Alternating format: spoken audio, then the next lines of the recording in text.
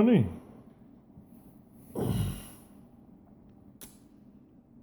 So many people you come across in life are whinging that society has betrayed them.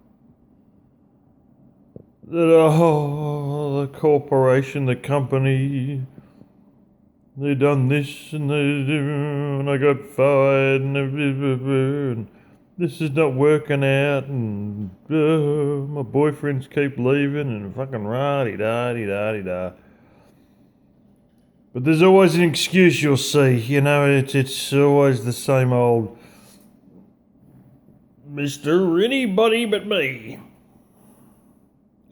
It's society.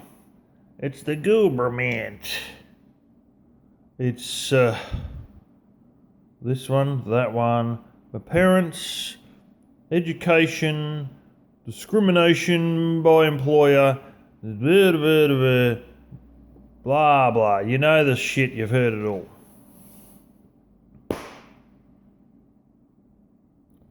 Remember once upon a time, you were at the front of the grocery store and your mother had a whole heap of bags of vegetables.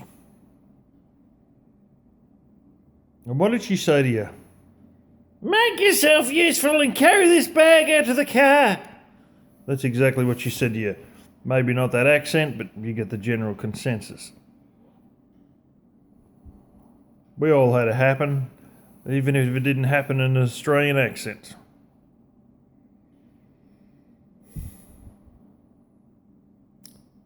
Make yourself useful. That's right. That can be the answer to many problems you may have experienced.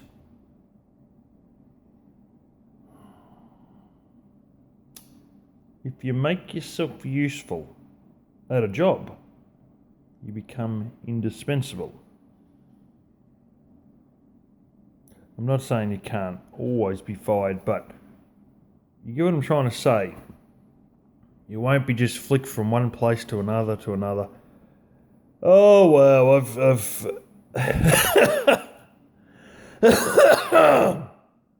not COVID. I've seen some things. I really have. I remember a Turkish guy I used to work with, and oh wow. Oh, he's brought in specifically to help me with a job. There was a 22-page manual on the specifications alone of what we're trying to rejuvenate. Within 10 minutes, this idiot's telling me the way that we should be doing it.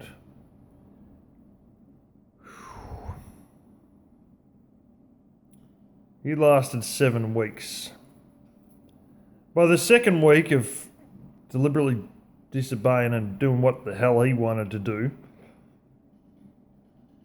there were ones that were cracked, and I would just say, we're not going to use those, they need to be repaired, they need to weld the side up. No, brother, we let it through. No, it's good, brother. No, it's not. It's got to hold concrete that's wet. Do you want to stand under this thing with a half ton of concrete on it? Because I'm fucked if I will be. And, within 2 weeks, how long does it take for this company to put you on permanent? Blah, blah, blah. He got fired at the 7-week point, but about the day before he was fired, he said, how long have I been here? 4 months? No, I don't think so. He hadn't even been there 2 months. It's hard to get on permanent with these companies, and the guy would just fuck you up every day. He was a great guy to talk to, but he was a bastard to work with. It brings to mind another guy, black guy. He was a black man who come to work where I'm currently working, and 5 years warehousing experience. He went to pick up a pallet wrapper. No, not the big machine that wraps, just the little hand one.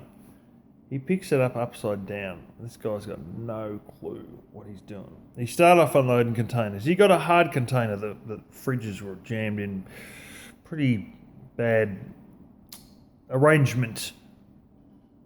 He decided that on the third container he no longer had the capabilities to unload containers.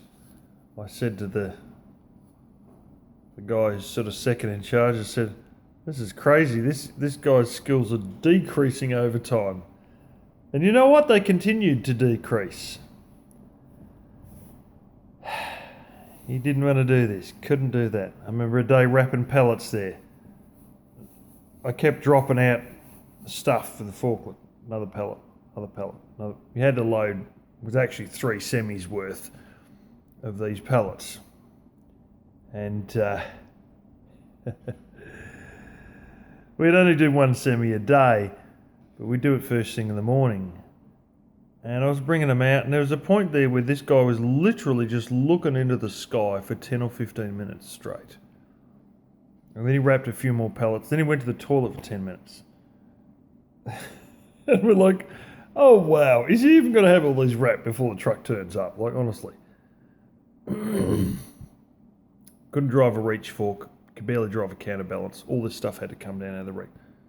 Anyway, long and short of it got to the point where he couldn't seem to do anything. I brought down stuff out of a bulk area, a big shit ton of them off the top rack, and said, just put them all into this lower ground pick area. He literally just had to slide them off and drop them down. He picks up the end of one. Oh, too heavy. I said, mate, I carry these things 20 metres, 25 metres out the front door. Oh, too heavy. We're down to the last job you can do. If you think you're not going to do this job, what do you think? You just think you're going to just stand here and sweep the floor or pick your nose and continue to get paid? If you can't do this basic manual job that any dumbass could do, flaming monkey could do it, what do you think it's going to continue on? You think you're still going to get paid to do nothing? These people, honestly. It's just... But it runs right down into boyfriends and all this sort of stuff, you know. There's a young lady I know who kind of know her, and every time I see her, she's like, there's always something to complain about, you know. And it's almost like, I get the sense with her, you can't even connect and have a connection without her, like, she feels like the only way she can connect is to have a good whinge. And the boyfriends never stay around. I wonder why. People don't like constant complaining.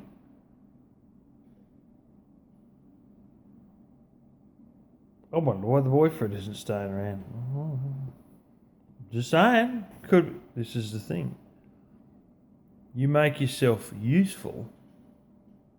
I'm not saying you guys, because if you're overly helpful to a woman, they tend to get the idea that they got you wrapped around you and that you're some little beta who would do everything they wanted to, you know.